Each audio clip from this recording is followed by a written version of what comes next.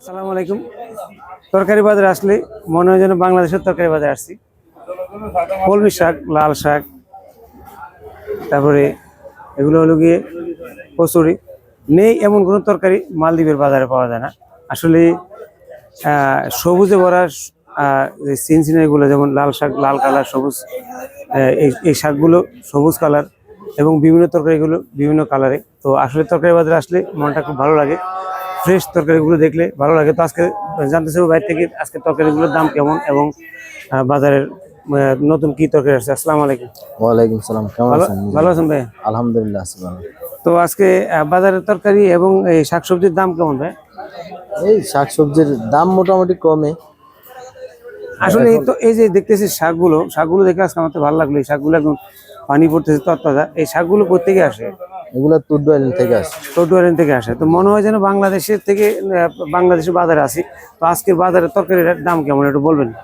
এই যে শসা 40 টাকা, এগুলা 30 টাকা, মূলা 15 টাকা, এরপরে এগুলো হলো 40, ধনিয়া পাতা 100 গ্রাম 20 টাকা, এগুলা 25 টাকা, এগুলো করলা হলো যে 50 টাকা, এই লং বিনস হলো যে বন্ধু 15 টাকা।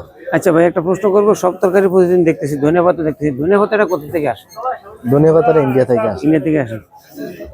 একদম বাংলাদেশে তো ধনিয়া পাতার সেন্ট। আসলে ধনিয়া পাতাগুলো বেশি দিন থাকে না, নতুনই প্রতিদিন বিক্রি হয়ে যায়। তো আজকে নতুন বাজারে নতুন কি তরকারি আসছে ভাই? নতুন তরকারি বলতে এই যে এগুলা ঝিঙ্গা। এগুলো আসছে আজকে। এগুলা দেখতে একদম ফ্রেশ লাগে, দেখেন প্রিয় বন্ধুরা, আসলে আমাদের বাংলাদেশি তরকারির মতো। তো আজকে তরকারির দাম কি বেশি না আগের মতোই? না না, সীমিত। আজকের অন্য দিনের মতোই আজকে অন্য তরকারির দাম? দিনের মতোই। তো আজকে বাজারের উদ্দেশ্যে কিছু বলেন। এই যে সবকিছু এখন মোটামুটি সীমিত আছে, যার যা লাগে সমস্যা নেই, আইসেন ডিসকাউন্ট দিন, এই আর কি।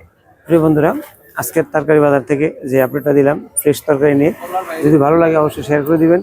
এই ধরনের সুন্দর সুন্দর ভিডিও পেতে আমাকে সাপোর্ট দিয়ে আপনাদের পাশে রাখুন। দেখা হবে পরবর্তীতে।